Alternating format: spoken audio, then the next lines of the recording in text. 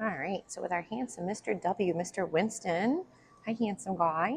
So I know you guys were mentioning that you're struggling with him at times with his sibling. So he's does well with her, as you mentioned, but I think at times he gets way too excited and he kind of just bombards her. You were also mentioning that at times when you're trying to share affection with one or the other, he tends to have a harder time. And then at times he will also do some resource guarding, you had mentioned. So obviously when it comes to resource guarding things or inanimate objects, there are some really great resources. I'll be sending along to everybody just in case. Ready? Find it. Just warming him up with a couple little find its, but then bouncing back and forth between, again, the find it and myself. Good job, sir. So when it comes to leave it items, I'm sorry, my brain's not working today, with resource guarding, there's going to be moments where prevention is your better bet for now. So if for right now we do have items down on the ground and certain things are triggering for him and he's having a hard time, I'm not saying 24/7 will you be limiting his world or not giving him venues for certain items to work on. But if, let's say, for example, he and his sibling, I don't know the extent, so you might have to fill me in a little bit more. But if, let's say, he and his sibling don't do so well with sharing, it may be one of those situations where giving those items separately so they can still enjoy those moments, but doesn't have to be intimately right next to each other in the beginning.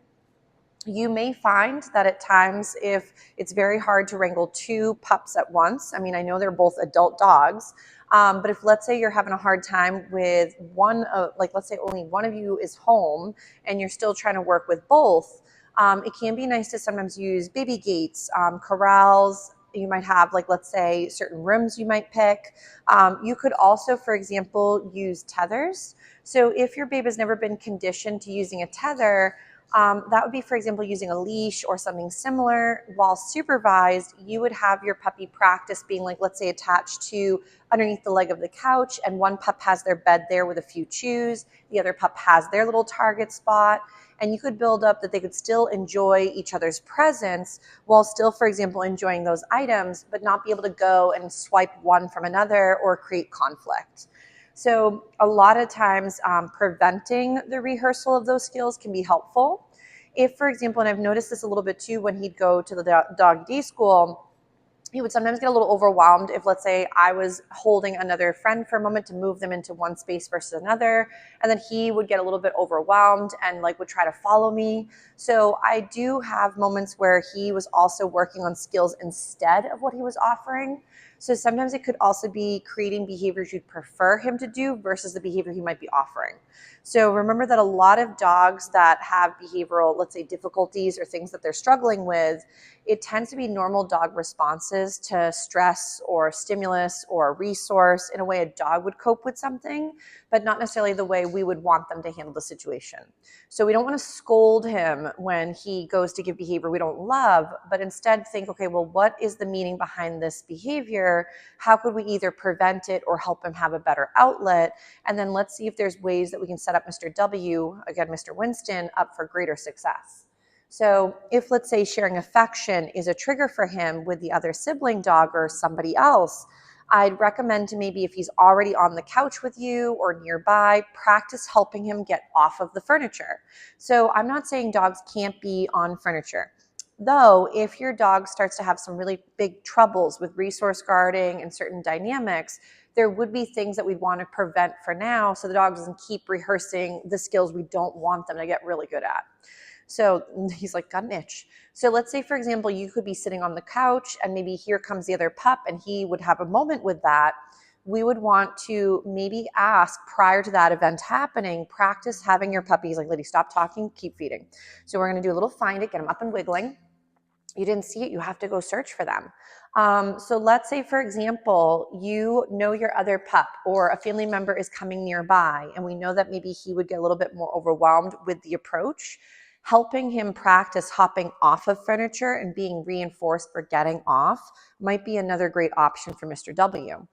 So if, let's say, for example, you're both sitting on the furniture together and snuggling and he doesn't realize someone's approaching, there could be sometimes a little bit of the startle reflex where all of a sudden here's that thing, he didn't realize it was about to be there and he was like mid-sleep or was a little bit caught off guard. That can sometimes throw them for a loop. But it might also be the fact that he, again, just like with us, we don't always want to share all of our resources, and resources could be anything the dog deems something they like. So this is where you guys could be a resource. The couch could be a resource. Maybe inanimate objects that he has deemed have value could be a resource. So if he has a hard time resource guarding even with you guys, so let's say, for example, he has a chew or an item and you're the one trying to engage with him, then there's going to be a few things you can work on to help him feel much more comfortable relinquishing an item. So we as people tend to be the end of the game or the end of the fun. So we tend to take the thing away because a lot of times things are either not safe for them or it's dangerous in the sense of like, don't eat the acorns. So I'm just going to grab a little chew item. If he doesn't go for it, no worries. But I'm just going to see if I can get him to seem like it's intriguing. I'm going to put a little bit of just some goodies on it. So I'm just going to squish a little bit of some treats on top of this little bone, get him interested in it, and then see if we can start practicing a little bit of some of these skills that you would end up, he's like, yes, please, that you'd end up working on with him. So for Mr. W, if this is resource guarding towards the other dog, there's different setups that we're going to do for dog relations versus people to dog relations, because there's going to be a little bit of a different setup for both. So let's say our dog is enjoying something he's allowed to have. So we want to start practicing some resource guarding, prevention, and management well before he grabs for the item he's not supposed to have. So if the one moment you are trying to get something from your babe is when they grab the tissue, they grab the sock, they grab whatever the no-no item is, and now we're squealing and chasing them around, we may again be creating the response at the very end where they get really overwhelmed, or they think it's the greatest game ever because you're finally paying attention and chasing them around the room. So let's say, for example, Mr. W is enjoying a chew item. He's maybe eating something from his food dish, whatever it is. If you're dealing with severe, resource guarding where like he becomes overwhelming for you guys at different points, check in with me. I don't know to what difficulty this is for right now at the home. I know we briefly chatted when you were dropping him off one of the other days. So feel free to, guys, that if there's certain topics you're having challenges with at home, don't forget to feel free to email me and let me know of some of the things you'd like to dive into. Because even though I know we mentioned a little bit with the dog relation and some of this resource guarding, there might be other topics you're also having more challenges with. So let's say my gorgeous guy, right now Mr. W is interested in my bone. Awesome. So what you're going to start off with, and this is for dog-human practice, not dog-dog. So let's say he is enjoying this lovely thing. This could be his food dish, a chew toy, something that is acceptable for now. Later, we'd want to practice these types of things where you might have a moment where he grabs the tissue and you work a similar exercise to get him to think that letting go has a lot of great value. Remember that if your babes don't find value in practicing this with things they can have, how are they going to let go or relinquish something they shouldn't have? So view it almost like with all of our practice from, basic recall to loose leash walking to resource guarding, is that we want to rehearse the skills before we need them.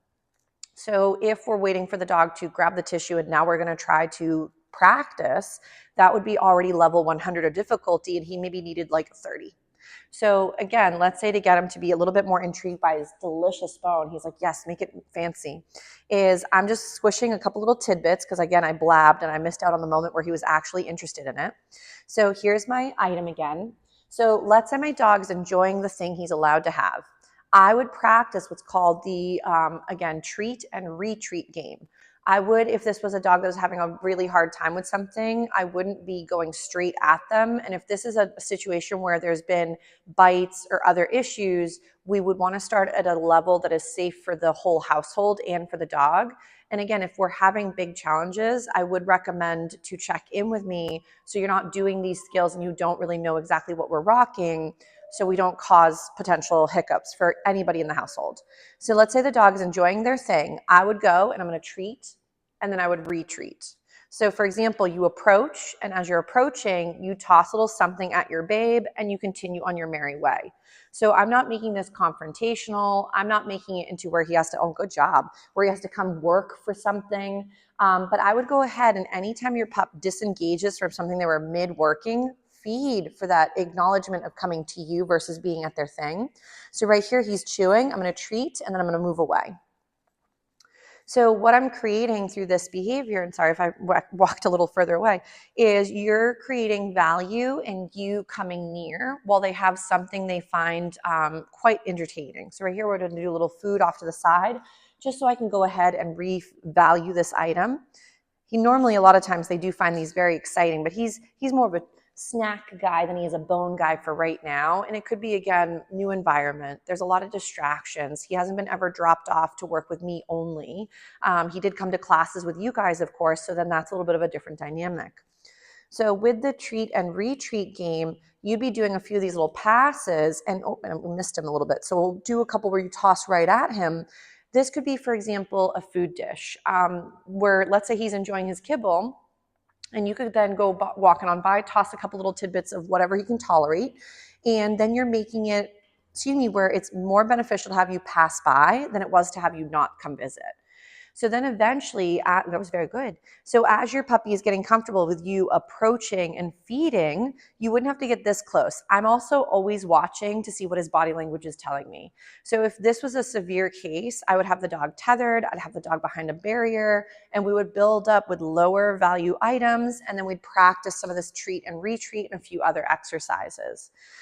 Remember that resource guarding is very normal dog behavior, but it can be very problematic for us as people and family members and our society because, of course, nobody wants to get bitten or have dogs getting into scuffles or whatever it might be.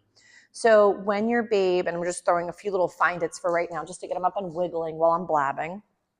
So let's say I'm going to reinvigorate the snack again, just put a little something on it. So let's say, again, he is enjoying his item, and I want to practice now. We did the treating and retreating a few times. He did great. Eventually, what you end up doing is you might go, Winston, and then go right into a little find it off to the side, and then the item is still there. So we're practicing having him move from the food dish, from the toy, from the chew item, and then again, Winston, ready? And we go into another little find it.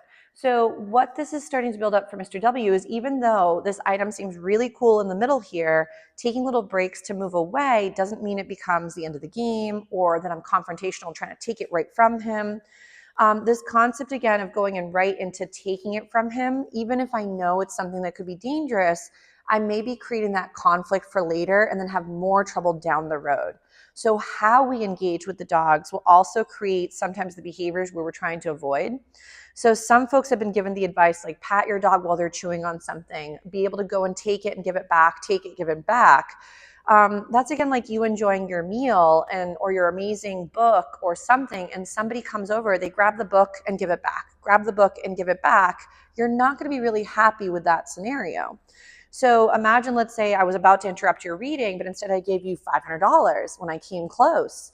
You may start to put your book down, hoping for another $500. So with your babe, you're trying to create value in taking a pause, and that when I came to interrupt you, there was actually value in taking that break. So right here, we might go again. Ready? Winston, find it. Nice. And what you're trying to get out of your babe is this comfort of moving in and out of the space and relinquishing the item, but then they can go back to it. So now he's really more interested in it, which is great. So now he's more intrigued by the lovely chew item. So right here, we might go, ready? Winston, find it. Nice. So right now I'm just doing one little toss of a snack. If this is more challenging for your puppy, you could do a bigger find it. So the find it's there again where you take a couple snacks or one snack, toss them, and your babe has to go move to go grab them, and then they could work another skill after the fact. So you can see he's more intrigued by the item now. So we could also sometimes just do the treat and retreat. So I toss some food at him, walk away. He can, though, at his leisure and go and grab some of those snacks if he likes them. Nice. And then me being near it doesn't create overwhelming feelings or that I'm about to swipe it. If let's say, okay, I want to bring Mr. W out to go to the restroom. I need him to put it away because his sibling dog is coming home or she's coming into the bubble, and this would be too challenging. Nice job, mister. So let's say this little moment where Mr. W leaves his bone and comes to me. I'm going to feed him for this lovely engagement. I want him to think there's a lot of really nice value in taking a break from something he finds really intriguing, and then build value in that coming to me has some good resources too. He's like, yes, ma'am. So the other option too, guys, I know I had mentioned for previous students too, there is the treat and retreat exercise that I've done with a few other friends with some prevention of resource guarding or gulping behaviors. But then there's also another game called the toy exchange game. So that one is where you would have several toys, several chews, different varieties of items. And with one dog, you'd be practicing at a time. So if they don't have a good time together with items, don't do that yet. But you would end up having all these different items on the floor, and you would be practicing. Maybe he's playing with the hippo. You then make the alligator over here come alive. He drops the hippo, goes for the alligator. Then maybe he's mid-chew of the bone. You maybe do a little name recognition, do a find it. So you're making it where when those items are out, it doesn't mean it's over if you call him away from something or get him to do a check-in. And that exchanging from one toy to another becomes more fun than to hold on to one and never practice letting go. So obviously, ready? He's like, oh, lady, I didn't see it. Ready? We'll do a find it that way. So when your babe is practicing, you would also want to work on take it and drop it's. So this is where on purpose, you ask him to play with a toy you're playing together, and you'd ask him to let go, and you'd feed him for the let go or play with another toy for the let go. So again, you're trying to create value that letting go does not mean the end of the game or confrontational or overwhelming. So right here, I'm going to do, again, a treat and retreat just to build up value that me being near does not mean bad stuff is going to happen. And now let's say, for example, he's doing a really nice job right there, moving away from the item. I'm going to feed him for these little moments where he's moved away. Let's say I did want him to go to the restroom outside and we need to take a pause from our chew item, like I mentioned a little bit earlier, but then we didn't do it yet. So then what I might do is pretend he's chewing on it. We've done a few little exchanges. He's done a great job moving away. I might then go, Winston, find it, create a lot of big distance, and then take my item and stash it away for another day. If, let's say, this was really hard for him, I can then sometimes then reload the original thing and then give it back to him so he could play with it again, and we could do this a few times. Because if you do the concept where, let's say you have him having a chew toy and you bring over a treat, like whatever treat he likes, and you try to put it right by his face, and all of a sudden you take away the chew item, that's a little bit of a trick moment. And then the next time you come near with a treat, he may be like, heck no, and continue on his merry way with his chew toy. So the benefit of doing this a few different ways is that it creates a moment where not every time that you come nearby does the game have to end. So again, he's mid-chew again. I'm going to do another little treat and then move away from the handsome guy. And then we might practice once more. Oh, what a brilliant boy. So anytime Mr. Handsome moves away from the chew item, I'm feeding him for that too. So view all of these different skills or behaviors, again, like I mentioned with Mr. Z earlier, is everything has a bank account. So if your babe doesn't have very many deposits into, let's say, for example, dropping of items, how is he going to rock it when he has the acorn or the inappropriate item later down the road? So right now, we're working a little bit with just a little bit of some loose leash walking throughout our practice. Look at that handsome guy. So he's such a beautiful boy. I know he just got a haircut, so he looks very dapper. Good job. So then you could even practice doing other skills around items. So maybe there is that chew toy. There is those different toys he tends to go for. And maybe now you work on engagement with you. So because if you can't hone in on you when there's other household distractions, just like I mentioned with Mr. Z, how are they going to hone in the real world setting? Yes, nice job. Good boy. So again, right here, I'm just feeding. I love how he's got his speed mode on. His ears have both flopped back so he's going to be really smooth and fast. Nice job. So you'll see that also wherever I'm feeding this handsome guy, good shake off, sir, is where I'd like him to be. So when I'm feeding him, it's still by my leg. This could be the left or the right, whichever side is comfortable for you guys, or get him comfortable with both, because maybe there's going to be times where things are gross on the ground, or there's something that's maybe dangerous, like glass, and you might have to have him on the opposite side. Nice job. What a good boy. So smart. So with resource guarding of items, this would be sort of how I'd rock it. It depends on the severity of the case. So again, if you're really struggling with something and this is not your babe and you're seeing my videos and you want more assistance, definitely reach out before trying anything, because again, we want to make sure everybody's set up for success and within their comfort range and abilities. So, but for Mr. Handsome, Mr. W, working with some chews, toys, and items he's allowed to have, practice the treat and retreat, and then also build in, for example, where let's say he's on a piece of furniture and let's say someone's poking in and he's going to get a little overwhelmed. I would highly recommend to either prevent it. So if you know company's coming over, maybe separate the two dogs. Maybe have one on leash and the other one that doesn't care off gear. But if let's say they're just able to keep doing the same thing that we don't love, that's them still just being set up to be really good and successful in those endeavors. So make sure if they're really having a rough time with something, we help them be successful and we maybe show them what to do instead. And like I mentioned with Mr. Z earlier, if it's something they just couldn't tolerate, don't bother doing it for now. Because if we're getting agitated or overwhelmed and now they're getting flustered, then nobody's having a good day as grandma comes to visit or whoever it might be coming home. But getting him to work a few other skills instead might be another great way to build that comfort, build that resilience, and then have him have a default behavior instead. So we're just doing a couple little find its. Oh, that one rolled too far. Sorry, sir. Ready, Winston? We'll do a different one. Sorry about that. Sometimes they roll and they go under things and it's awkward for them to grab them. Ready, find it? So we'll give them a little breather from this. I want to see if I can work a little bit with some leave-its. So those are going to be items that are always off limits for safety reasons. They're kind of yuck, don't touch. And then we'll see if we can do a little bit with some of those no-no items and see how he feels with some of that practice. But Mr. W did a really nice job with, at least right now, this version of practicing with avoiding and preventing some of the resource guarding with household items that he's allowed to have. And then we'd build into, for example, when I talk about some of these leave-its, how you can work if the babe does grab something they're not supposed to and how to relinquish that without it becoming a big challenge from both ends. So for Mr. W, we'll give him a little breather from this. He says, good, I'm going to enjoy my disgusting chew. Oh, you're going to do a little check-in. Brilliant boy. But we'll give him a little breather from this and we'll work some of those leave-its in just a second.